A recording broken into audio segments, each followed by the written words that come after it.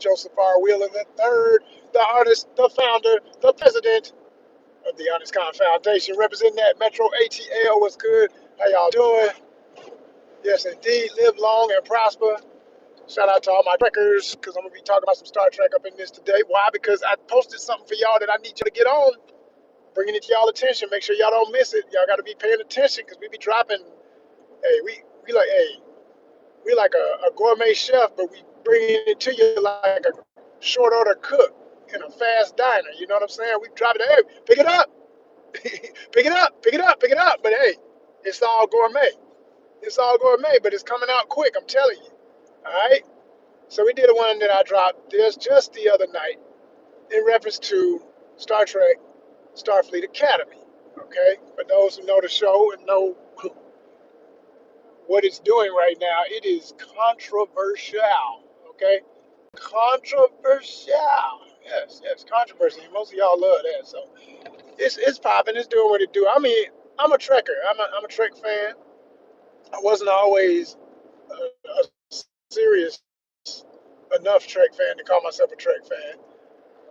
I'm still not like I'm not the hard geek who just knows every number, every episode number, name of the episode. I ain't one of them. No, hell. I don't know the name of every actor. I don't know the name of every character, but I know plots. I remember situations, and I love specific characters, and I love specific actors, and I love specific seasons and certain shows, and that type of vibe, right?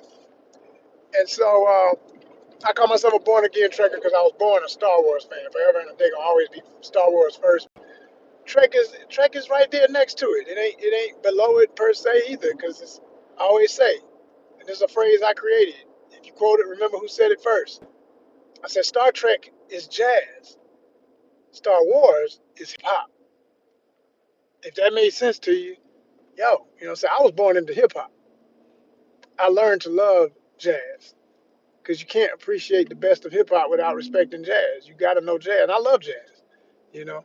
So, like I say, Star Trek is jazz, but hip hop is like Star Wars. It's just that's the timeline of it.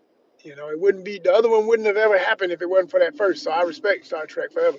But this is the newer Trek. This is I realized after I was, putting together my notes and everything for that piece that I did about the episode 6, which is the latest episode of Starfleet Academy.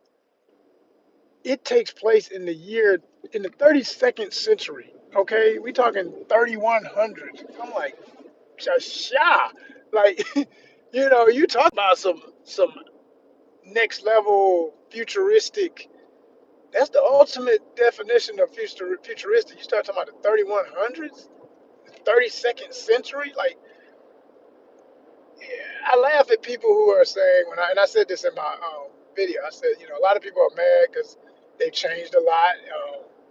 A lot of things technologically wise are different from any other Star Trek with Starfleet Academy. And I said, well, wouldn't they be? I mean, 3100s? You know what I'm saying? We in the 2020s. Add that up. Add that up. We're in the 2020s and we still ain't got flying cars, right? Not officially. We got some, but not like everybody. I'm not riding in one right now. You're not riding in one when you ride somewhere. If you're on the bus, you ain't riding in a flying bus. But we're going to get there. It'll probably happen in, I would say, the next 5 to 10. We'll start seeing that become regular, normalized or whatever, you know what I mean? But the year in the 3100s is when Starfleet Academy takes place. Just imagine, like, I'm not mad at a lot of the technology, for everything that people pick apart about the show. The technology all makes sense. And something I said in my review of it, this latest review of episode 6, which I'm not going to give away all my thoughts on that. I want y'all to watch it, okay? I want y'all to go watch that. But I purposefully acknowledge the fact, like, a lot of people don't like that they don't have the, Beam Me Up Scotty platform anymore, where people get transported in a certain room of the ship. And it's that one room where you get teleported. Like I say again, 3100s, like, they straight bamfing. I say they bamfing like Nightcrawler from X-Men. You know about Nightcrawler from X-Men? You know how he just poof, you see the little weird smoke and stuff, and somebody appears. That's how they come in on this new Star Trek. I think that's dope as hell. I mean, call it because I love X-Men and I love Nightcrawler as a character. So seeing characters do that in a whole other universe with a different reason for how to do that with technology, I think it's so freaking dope. Somebody to be in the room with all the coordinates, they still have to lock on to people depending on the situation. Like in this new episode 6, they show a situation where there was a battle going on without giving it away, and they basically one of my favorite characters on the show, the sister who plays the Jim Hadar Klingon hybrid.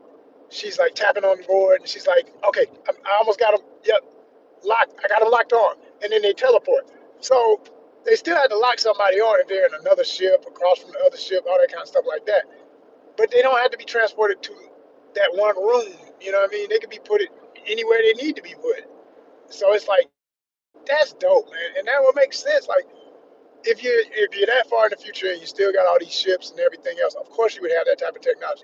Another thing I noticed, I'm just talking about all the things I didn't mention as much or not at all in my latest video talking about episode 6 of Starfleet Academy for Star Trek. There was a moment where they needed some backup. Okay, the main ship needed backup, and they brought in a few other ships, and it was just for a brief moment, but it was like a candy store because you see all these really cool Starfleet vessels, and you realize that at this far in the future, in the 3100s, they no longer have to have a ship be literally a complete thing. It has separate, like even the main ship for Starfleet Academy for the show. I forget the name of the ship exactly, but the SS whatever it is, it splits into sections. It has like these wing elements on the back that float. They just literally are connected via magnetism of some sort. You know what I mean? They don't have to be actually built to bolted to actual part of the main ship part where the captain and all the quarters and everything is and the bridge. All of that is a thing that can separate and come back into the middle between these two wing-like forms. That is so art award. Like straight up, it's beautiful. It's absolutely dynamic, super damn cool. I absolutely love it. I think these are some of the coolest ships in the history of Star Trek. Then there was another one they brought in. It's hard to even describe, but like again, the main part where your bridge would be and all the quarters and all the main, you know, offices, etc. of the ship. They like it's almost like a teardrop form, but it's got like a pyramidal peak to it too at the top, and so it goes down like that, and then it goes back to the tear shape kind of, and then it's got like these two floating thrusters, if you will, because I know that's usually the thrusting part of the ship. That's the part that really has the energy to go into warp and everything. So, but it floats. Again, they're not attached to the ship. It's one ship. I think that is the coolest. That is so damn ill. And a lot of the ships like that are like that. Any ship is like that in this universe, or this, the 3100s. You see that with even like this enemy ship that they fought. It's basically got like three main sections, and they stay together through magnetism. But like when they're charging to shoot off torpedoes and stuff, you see them charging like zzz, like 1, 2, 3, pow. Like I was like, yo, this is cool. So the action was especially all of those elements are what got me really, really, really regularly watching this show. Is I'm looking for the cool aliens, I'm looking for the cool ships, and then there's some great plot elements. When, as I've said before, I say it's got a lot of potential. I say when the writers' room is in sync with each other. I think with episode 6, they were fully in sync.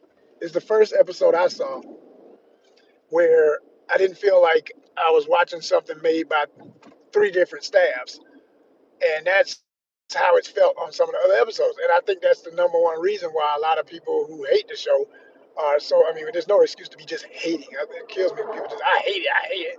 Y'all need to throw that word away, man. Y'all overdo that shit. Y'all don't even know what the hell that really means every time y'all saying it. Like the way y'all throw that around, and then get offended when they called out for it. Like, I made statements.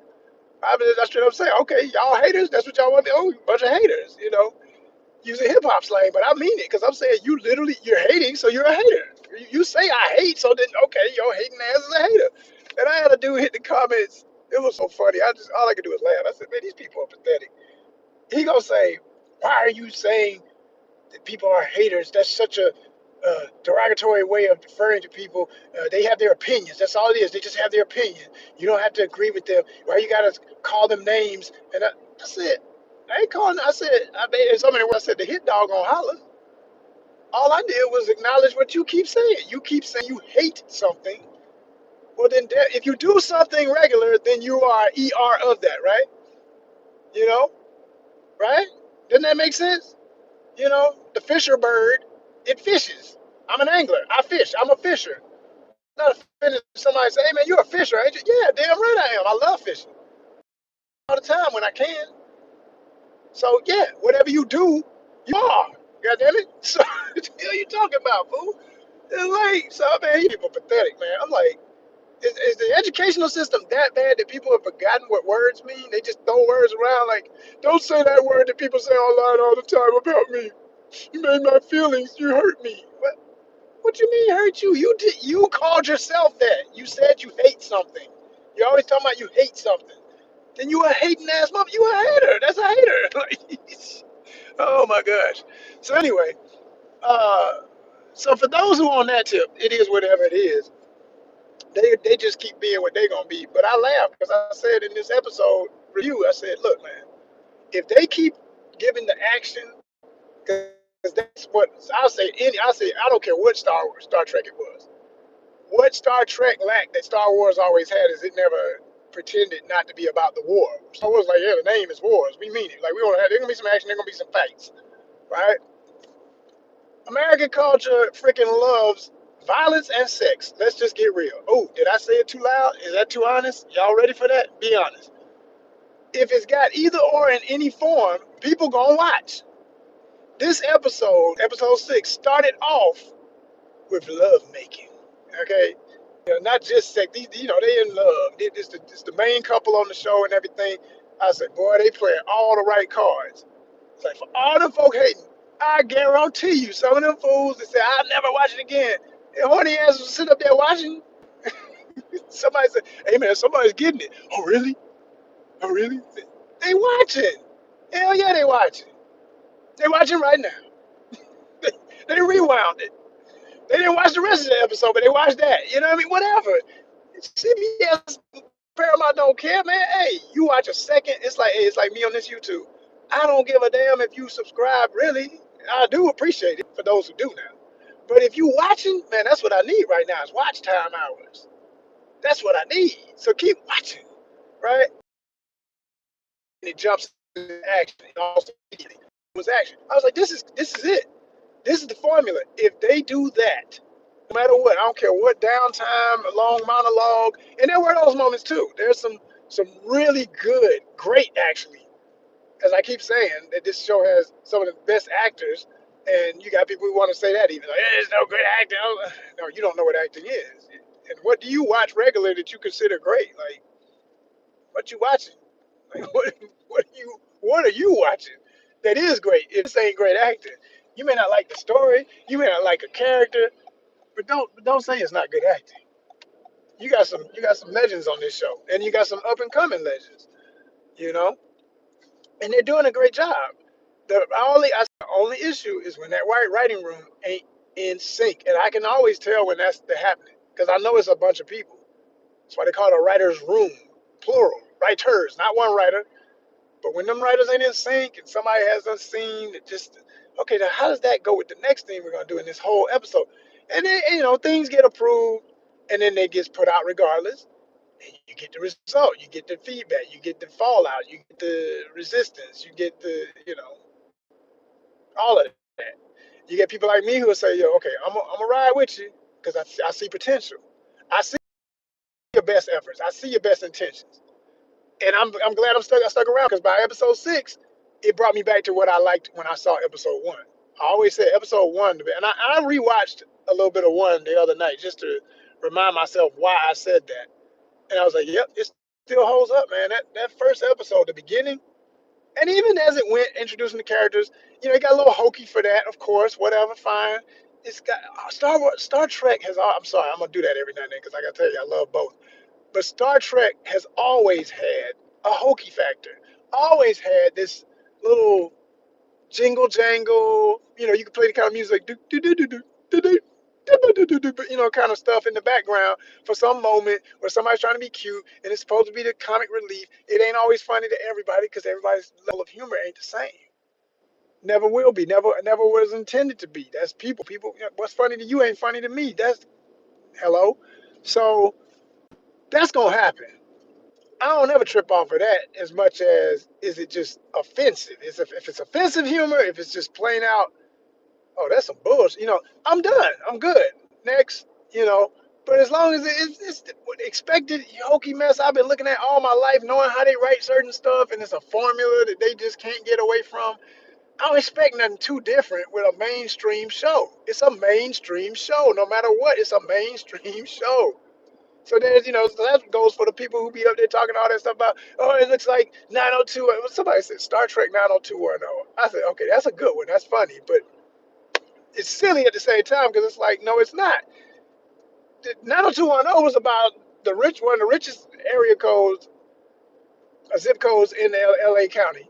And all these rich kids that went to this high school that was for all of the richest kids in Los Angeles.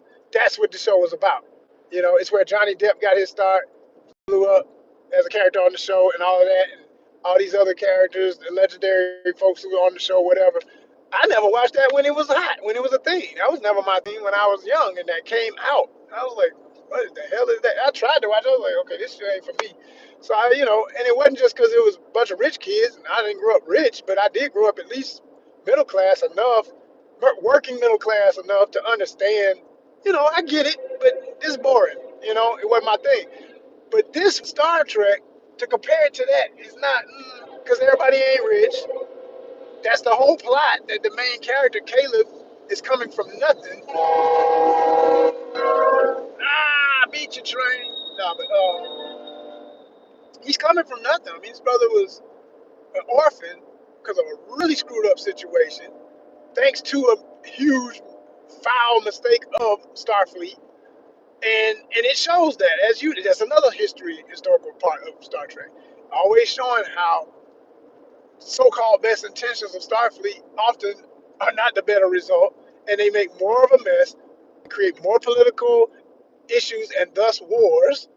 Okay, so it shows more of the diplomacy, false diplomacy, fake democracy, not really, you know, really you're an empire, but you're trying to say that we're not, and all of that kind of, it gets into that. It gets into it, for real, for real.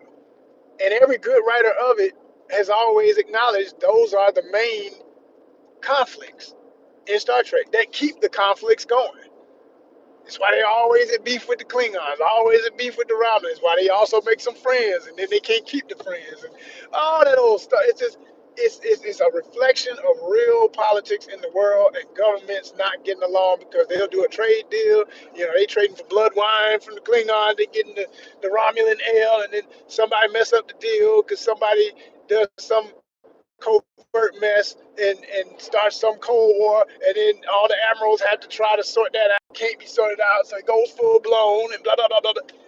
All of that, all that. And now, after episode 6 of Starfleet Academy, you can see they setting it up for all that good old fashioned Star Trek drama, where episode to episode. Now there's one. I mean, he's up since day one. He was established as the first main villain.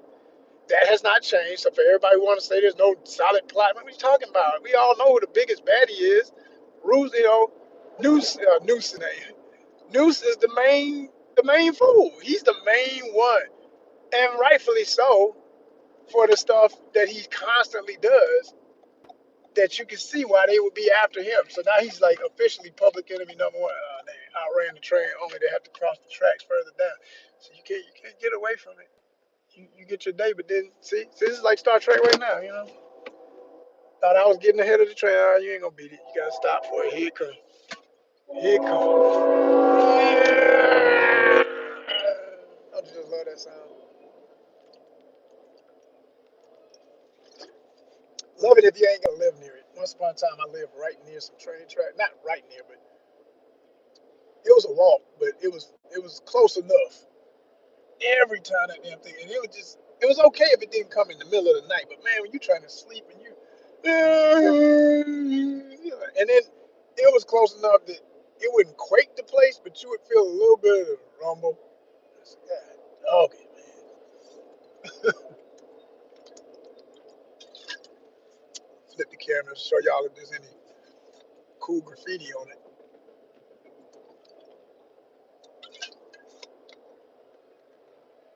That's what I be looking for, the art show. Oh, this look like a bunch of basic stuff, some old stuff too. I can always tell when the paint is old. That last one that passed, that green one was slightly fresh. That's old as hell. Those are old, old, old, old.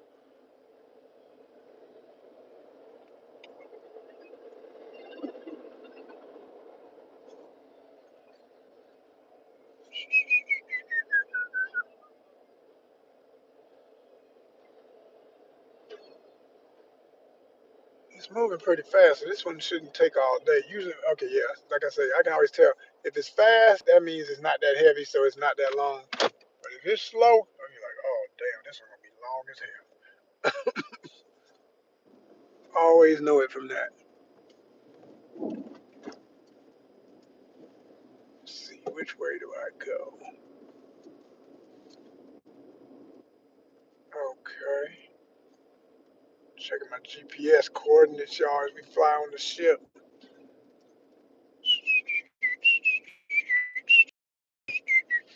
But I'm definitely gonna have to get off here for a second in a minute and come back to y'all as I can. You know how we do. If you one of my regulars, you know how we do. Y'all working with me. You know what I'm saying? Y'all working with me. Well, wait a minute. Y'all ain't working with me. Y'all ain't hit the thumbs up. But what's up with that, man? All these people that have been up in here staring at a brother, looking at what I got to say. It ain't. That's my that I don't like that. Now you can't. You ain't supposed to be looking more than a minute and ain't even put no love on it. We need some thumbs going up, man. What's going on with y'all today? What's really going on? I just noticed. I have been, I'm so focused.